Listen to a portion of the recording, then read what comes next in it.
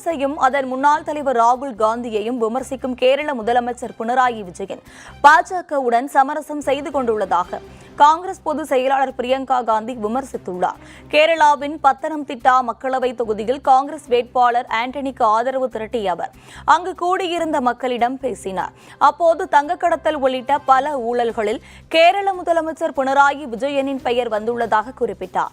ஆனால் பாஜக தலைமையிலான மத்திய அரசு அவர் மீது எந்த நடவடிக்கையும் எடுக்கவில்லை எனவும் அவருக்கு எதிராக எந்த வகையான சோதனை நடவடிக்கைகளையும் மேற்கொள்ளவில்லை என சுட்டிக்காட்டினார்.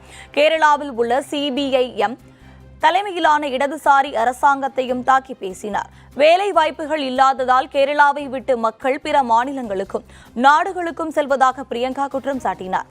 கேரள அரசு தனது கட்சி தொண்டர்களுக்கு மட்டுமே வேலை வழங்குவதாகவும் சாதாரண மக்களை புறக்கணிப்பதாகவும் பிரியங்கா சாடினார்.